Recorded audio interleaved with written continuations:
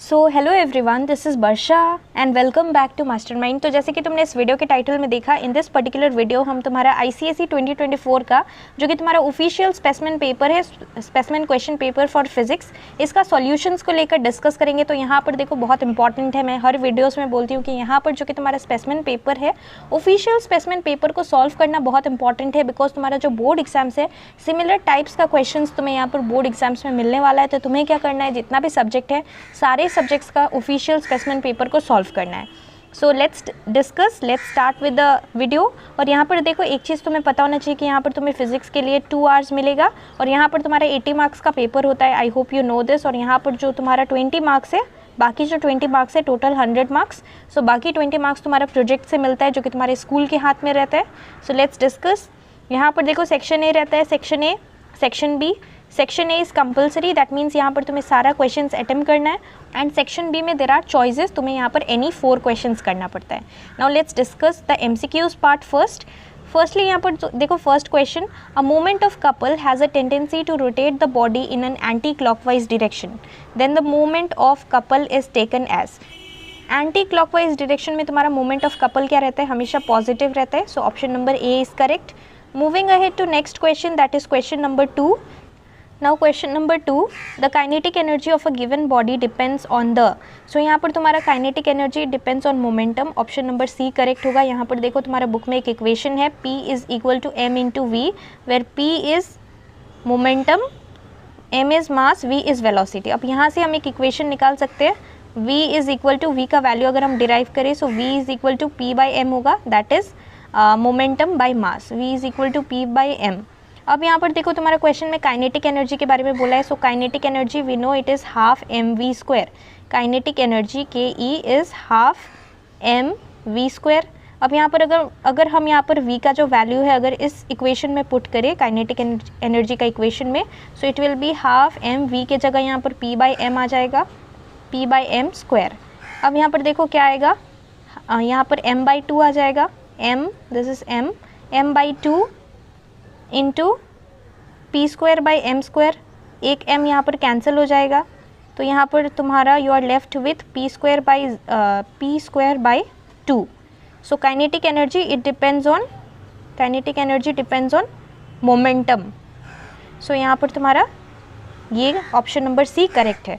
Moving ahead to next question, that is question number 3, for burning of coal in a thermo electric station the energy conversion taking place is, so energy conversion while burning a coal in thermoelectric station, it is option number B, chemical to heat energy, then heat to mechanical, then mechanical to electrical. So option number B is correct.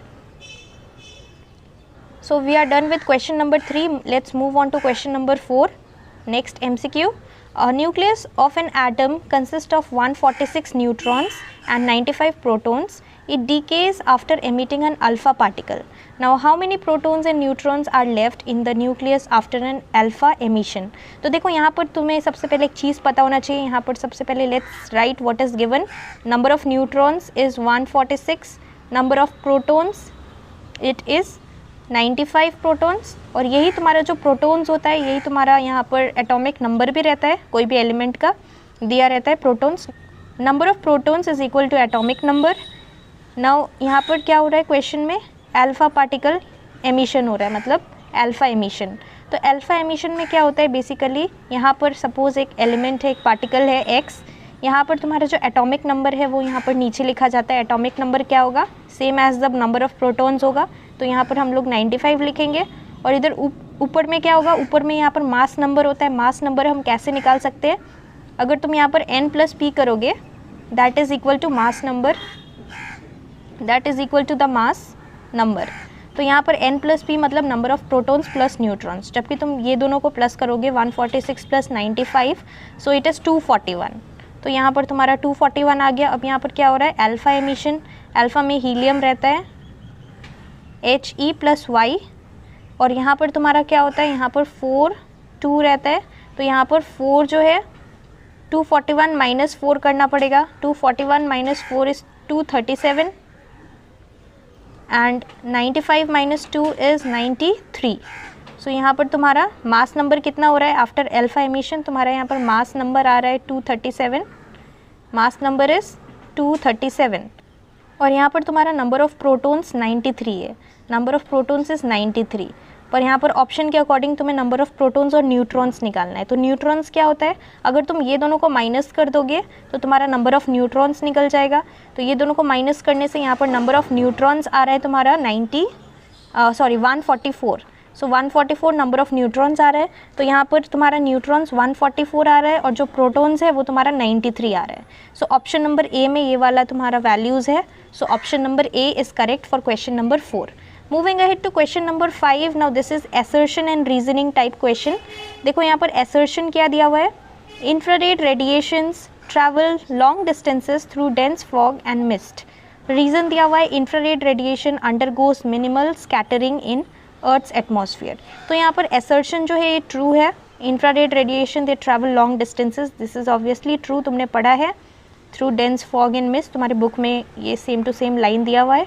और यहाँ पर दूसरा इसका reason दिया हुआ है, reason given is infrared radiation undergoes minimal scattering. तो यहाँ पर डेफिनेटली मिनिमल स्कैटरिंग होगा, इसीलिए यहाँ पर long distances it can travel. So option number A will be correct, both assertion and reason are true. So option number A will be correct for question number 5। देखो इस type का question newly introduced है, ये तुम्हारा basically जो reasoning type question है इसके basis पे जो भी क्वेश्चन आएगा ये सब तुम्हें अच्छे से करना है, MCQs पार्ट में ये सारा क्वेश्चन तुम्हें मिलेगा। Next is question number 6 question number 6 है, for a convex lens the minimum distance between an object and it's real image in terms of focal length f of a given lens must be. So it must be option number D will be correct, 4f. Focal length क्या होना चाहिए, 4. So option number 4 will be correct. D will be correct. Next, moving ahead to next question, that is question number 7. Two sound waves x and y have same amplitude. Amplitude same है दोनों का sound waves का and the same wave pattern, but their frequencies are 60 Hz and one is 120 Hz respectively. Then option A is there, B, C, D. यहाँ पर तुम्हें पूछा गया है कि दो यहाँ पर साउंड वेव्स है, दोनों का वेव पैटर्न सेम है और यहाँ पर तुम्हारा जो फ्रीक्वेंसी है वो डिफरेंट है, एम्पलीट्यूड सेम है. So amplitude is same, pattern is same, but frequencies are different. So यहाँ पर तुम्हारा करेक्ट ऑप्शन इस पर्टिकुलर क्वेश्चन के लिए होगा option number B. X will be grave and Y will be shriller because it has more frequency. Y has more frequency, so it will be shriller. Next, moving ahead to question number 8. Question number 8 is vibrations produced in a body under the influence of the periodic force. So these vibrations, ये तुम्हारा direct definition है. This is the definition of forced vibration. So option number A is correct. ये तुम्हारा direct MCQ था. The graph of voltage versus current for 4 different materials is shown below. तो यहाँ पर 4 materials है P, Q, R and S, and this is the graph of voltage versus current I. And now you have to tell, in the question it is mentioned which of these 4 materials would be used for making the coil of the toaster. So coil of the toaster के लिए कौन सा यहाँ पर material use होगा? P, Q, R and S. There are 4 materials given. तो यहाँ पर तुम्हारा करेक्ट ऑप्शन होगा option number C, P, because P यहाँ पर तुम देख सकते हो हाईएस्ट है, तो यहाँ पर तुम्हारा P होगा. Correct option will be option number A, sorry option number C, because यहाँ पर P है ऑप्शन नंबर सी के अंदर. Next, moving ahead to question number 10. According to the old convention and the colour of the earth wire is. According to the old convention the colour of earth wire it is green.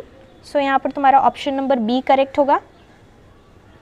Old convention के according green है और new convention के according it can be either green or yellow. Moving ahead to next question, that is question number 11. Lenz's law is based on the law of conservation of.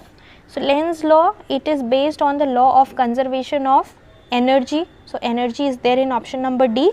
So option number D will be correct. This is again direct MCQ from your book. Now next is question number 12. Heat capacity of a body is. So heat capacity of a body is the energy needed to raise the temperature of the body by 1 degree Celsius. So this is the correct one. Option number B will be correct for question number 12. Moving ahead to next question, that is question number 13.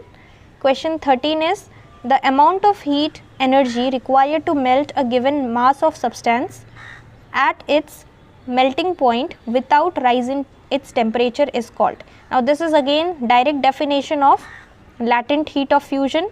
So option number C is going to be the correct option. This is the direct question again from your book, direct MCQ question. Moving ahead to next question, that is question number 14. Question 14 is when a ray of light enters from a denser medium to a rarer medium, then जब यहाँ पर ray of light it travels from denser to rarer, so यहाँ पर तुम्हारा क्या होता है, denser to rarer में speed of light increase होता है. Now moving ahead to the last MCQ, that is 15. Question number 15. An endoscope uses optical fiber to transmit high resolution images of internal organs without loss of information. The phenomena of light that governs the functioning of the optical fiber is. So this will be total internal reflection. Moving ahead to next question, that is question number 2. Now question number 2 क्या है? First one is name the principle on which a lever walks. तो liver जो है again यहाँ पर introduce कर दिया गया है. लास्ट टाइम लीवर जो था ये टॉपिक हटा दिया गया था, लेकिन अगेन ये वापस आ गया है. तो तुम्हें यहाँ पर लीवर का सारा पोर्शन करना है. First class lever, second class lever, third class lever and pulleys and all सब कुछ करना पड़ेगा डेफिनेटली. तुम्हारा सिलेबस तुम चेक कर सकते हो, मैंने सिलेबस के ऊपर ऑलरेडी वीडियो बनाया है. तो यहाँ पर principle on which a lever works, it is principle of moments. Next is which radiations that are emitted during the decay of a nucleus having highest penetrating power.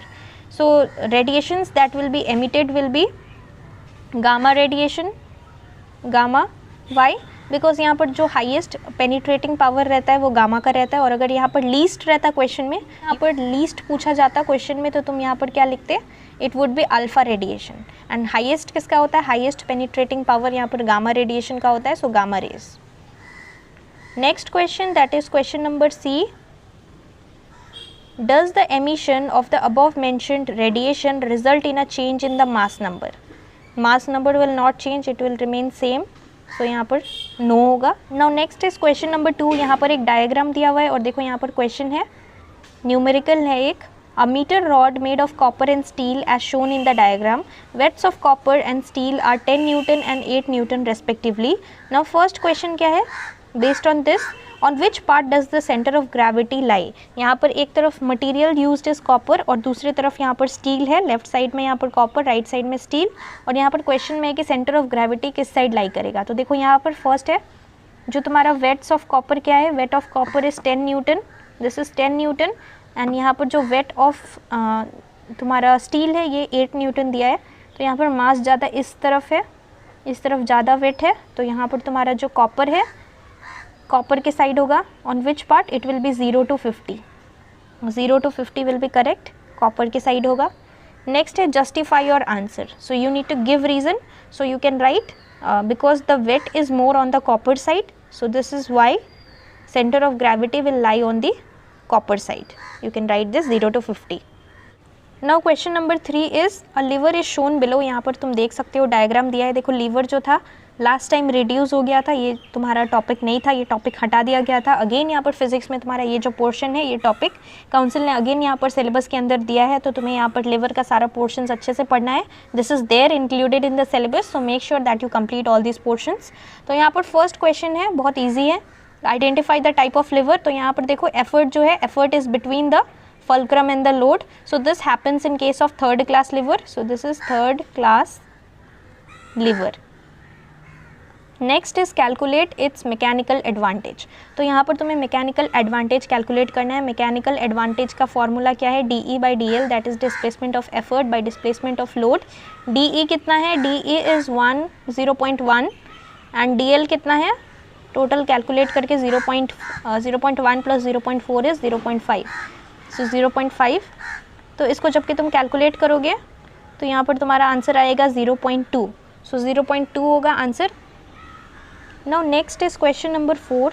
Two bodies A and B have same kinetic energies. You have to compare their velocities if mass of A is 4 times the mass of B. Mass of A is 4 times the mass of B. That means A will be equal to 4 times B, mass of B. A is equal to 4B। अब तुम्हें यहाँ पर क्या करना है, kinetic energy को compare करना है। तुम्हें यहाँ पर क्या करना है, जो कि इसका काइनेटिक एनर्जी है इसको कंपेयर करना है, और उसके बाद यहाँ पर जो लास्ट में तुम्हारा रेशियो आएगा वो तुम्हें रेशियो लिखना है। सो यहाँ पर तुम्हारा रेशियो है 1:2। Moving ahead to next question, that is question number 5। Now you have to draw a graph of potential energy versus height from the ground for a body thrown vertically upwards. तो तुम simply एक diagram कर सकते हो यहाँ पर, ऐसा तुम्हें यहाँ पर ग्राफ बनाना है। जो तुम्हारे यहाँ पर एक्स एक्सिस है, यहाँ पर तुम हाइट ले सकते हो, और तुम्हारा जो वाई एक्सिस है इसमें तुम क्या ले सकते हो, पोटेंशियल एनर्जी ले सकते हो।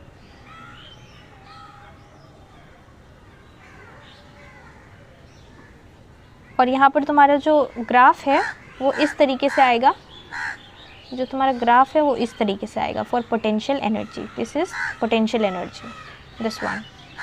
सो यहाँ पर सिंपली तुम्हें क्या करना है, एक ग्राफ बना देना है इस तरीके से। एक तरफ तुम्हारा यहाँ पर हाइट होगा, यहाँ पर तुम्हारा पोटेंशियल एनर्जी होगा, और ग्राफ में इस तरीके से तुम्हें कर देना है। ये तुम्हारा आंसर हो जाएगा। Next question, question number 6। 2 copper wires A and B are of same thickness and are at the same. Now next is question number 6. 2 copper wires A and B are of the same thickness and are at the room temperature. If the length of A is twice the length of B, then compare their resistance. तो मैं यहाँ पर resistances मतलब resistance को compare करना है। यहाँ पर दोनों का जो thickness है वो same है, but यहाँ पर A is twice the length of B. तो यहाँ पर देखो तुम्हें resistance करना है, calculate।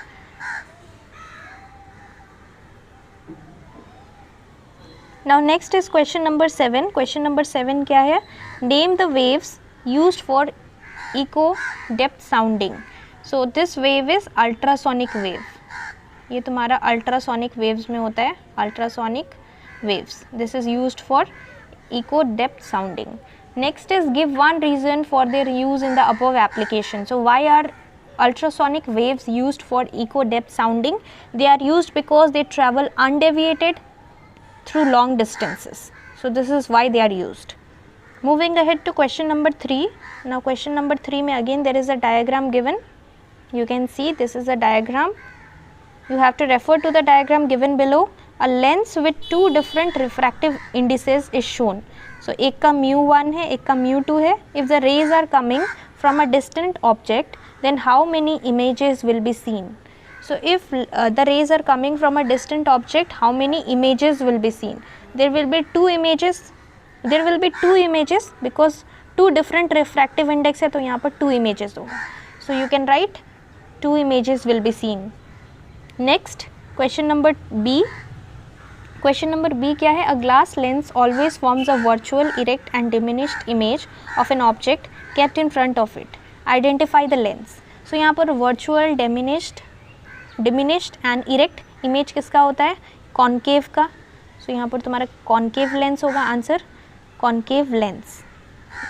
Now next is question number 2. It is observed that the house circuits are arranged in a parallel combination. You have to give 2 advantages of this arrangement. So first advantage you can write to provide equal amount of energy to all the appliances, and second one here you can write that if there is any fault in the circuit, then it will not result in disturbances of the other appliances. Next one is question number 3. A transformer is used to change a high alternating EMF to a low alternating EMF, that is electromotive force of the same frequency. You have to identify the type of transformer used for the above purpose.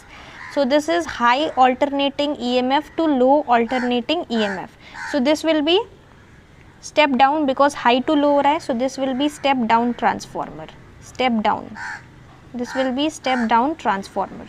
Next one B is state whether the turns ratio of the above transformer is equal to 1 or greater than 1 or less than 1. So it will be less than 1. N will be less than 1. That is number of turns ratio. It is denoted by N.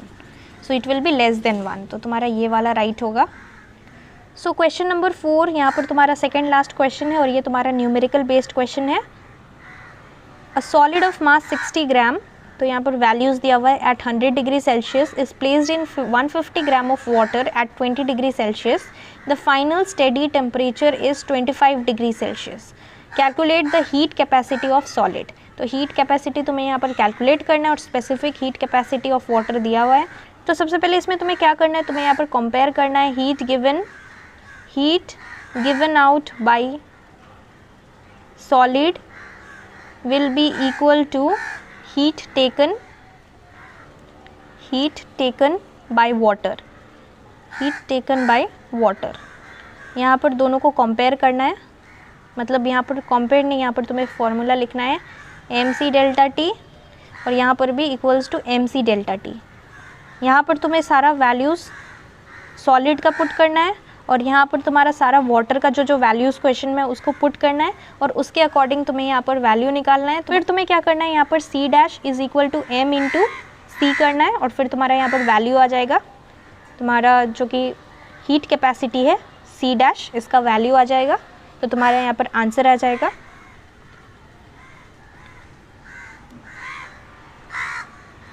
Now the last question is question number 5, what is the nuclear waste.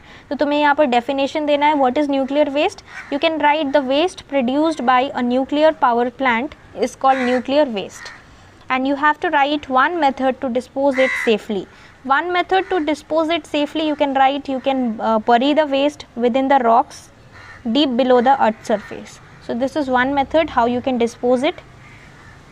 और देखो हमने यहाँ पर questions जो है सारा questions discuss किया। Numericals definitely physics में इंपॉर्टेंट है बिकॉज यहाँ पर न्यूमेरिकल्स भी आएगा, काफ़ी सारा न्यूमेरिकल्स भी आएगा। तो तुम्हें क्या करना है, न्यूमेरिकल्स भी प्रैक्टिस करना है। स्पेशली तुम्हारे बुक में जो एग्जांपल्स दिया हुआ है न्यूमेरिकल्स का जो ऑलरेडी सॉल्व्ड है उसको अच्छे तरीके से देखना, प्रैक्टिस करना, तुम न्यूमेरिकल्स भी अच्छे तरीके से कर पाओगे। पर अगर तुम यहाँ पर प्रैक्टिस नहीं करते हो तो फिर यहाँ पर तुम न्यूमेरिकल्स ठीक से नहीं कर पाओगे। और इसके साथ साथ सेक्शन ए का सारा क्वेश्चन हमने डिस्कस किया इन दिस वीडियो और सेक्शन बी हम नेक्स्ट वीडियो में डिस्कस करेंगे। सो अगर तुम चाहते हो कि मैं सेक्शन बी के ऊपर वीडियो बनाऊँ तो तुम लोग मुझे नीचे कमेंट सेक्शन में बताना। So that's all for this video. Thank you so much for watching and if you have any doubts you can definitely ask me in the comment section below.